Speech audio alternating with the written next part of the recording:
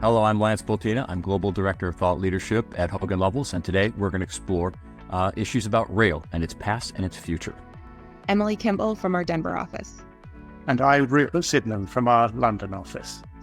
Well, Emily and Rupert, the first question is that, for me, rail is that hot technology from the 19th century, that thing that changed our world. And here we are in the 21st century. What makes rail exciting? That's a great question, Lance. I think rail is still changing our world today, particularly what we're seeing in terms of rail as a climate change tool and some of the innovation in alternative energy sources to power freight and passenger locomotives. Absolutely, I agree. And it's extremely relevant in Europe and the UK as well, because we have very ambitious targets to achieve net zero by 2050, and rail is seen by the governments here as an important part of achieving that. So if rail is climatically efficient, is it also economically efficient? Yes. Here we see the freight railroads consistently touting that it's economically efficient, it's a higher level of safety than moving some of these same goods over the roads. And it's an opportunity to sort of green the supply chain, if you will. All right, so let's, I think, recap. What I'm hearing is rail is a vital technology for our future, and not only for our past, because it's certainly climatically more efficient than on-road travel. And it can also be economically more efficient if conditions are right. And so at least theoretically, it's cheaper to move goods and people. Let's go to that people side. I tend to think of railroad, because I'm an American, as a place that moves stuff. And they take the train on the East Coast between DC and New York, but never to Boston because it's too far. The time equation doesn't work. So can we explore a little bit about that different market between the US and Europe on people and goods? Yeah, that sounds great. You're right, Lance. It's a huge difference between what we see in North America. Everybody's familiar with Amtrak, but we have a much less extensive passenger rail network. The government's working to change that with some of the funding that's now available for high-speed and passenger rail. But that's sort of still in development when we look at what's happening in Europe. And a lot of that, as you said, has to do with what makes sense. Our cities are further apart. The business case isn't always there for traveling by train. But I think we're seeing a boost in the passenger sector here in the U.S. We're just not organized the same way to take advantage of it the way we see in Europe. So does that mean that the economics of moving people just because of distance don't really work out on the demand side as well? Not as well. I don't want to say they don't work out, because there's a lot of really great projects ongoing right now across the United States. We're seeing high-speed rail in California and Texas and other, Florida, Brightline, all over the country, sort of pockets of high-speed passenger rail projects that are underway and that are seeking a significant amount of funding from the government that's available right now. But we just don't have the same scale that you see in Europe. Hey, Rupert, when I'm in Europe, I love taking the high-speed trains. It feels kind of exotic and fun. How does the economics and the logistics work when you're trying to have both people and freight kind of operating in the same area? Yes, it's a challenge because you're using the same line, so it creates timetabling difficulties. And obviously there's a whole regulatory environment behind both of those, and then arrangements to make sure that the timetabling is shared sufficiently well.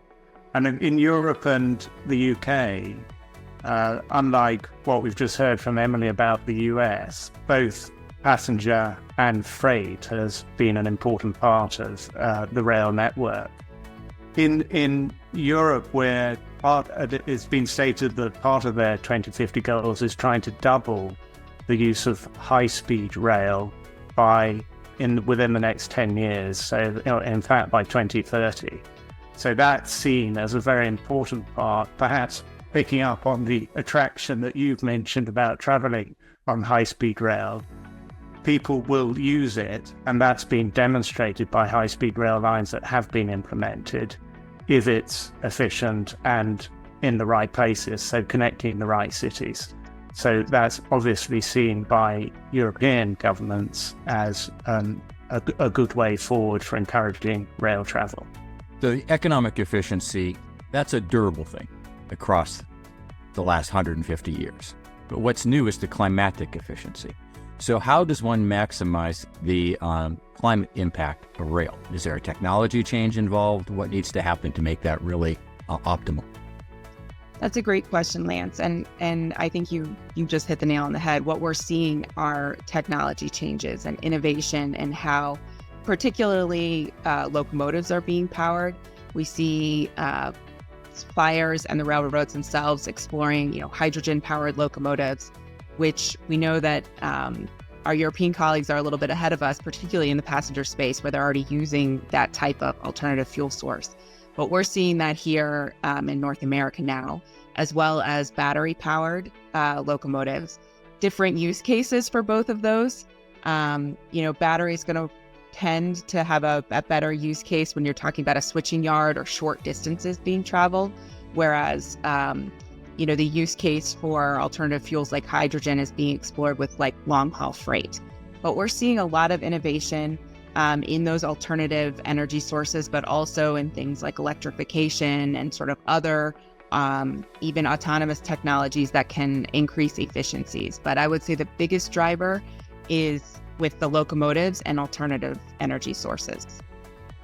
And that's similar in the UK, Lance, and perhaps surprisingly, only 30% of the UK's lines are electrified, so we rely on diesel trains significantly.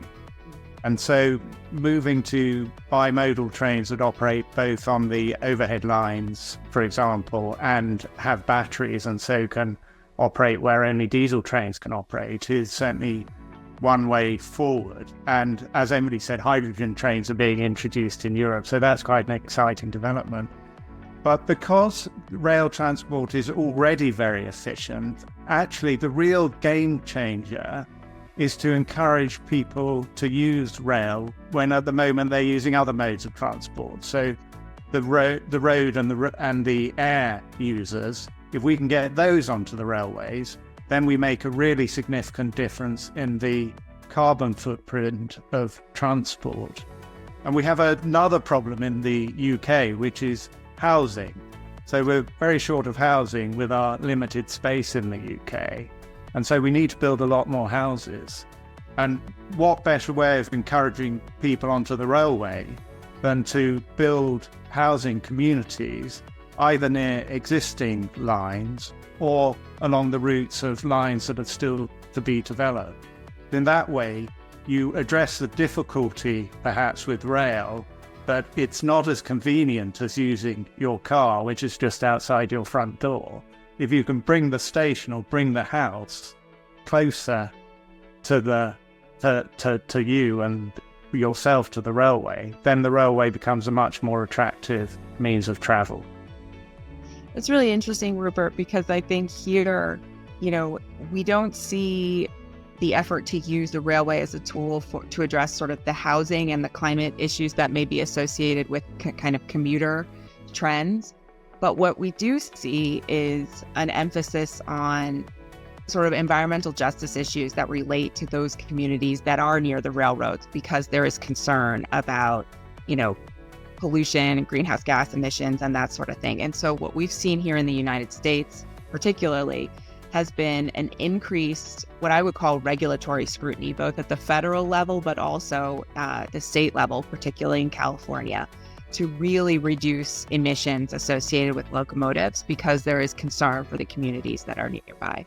So perhaps a different side of the same coin, but still sort of looking at climate change issues, impacts on communities, and kind of how the railroads and the railways are impacting that. Rupert and Emily, thank you for a fine discussion. We're all going to be at InnoTrans in Berlin, September 24th to 27th, where I know we're going to get to see some of this new technologies and explore rail further.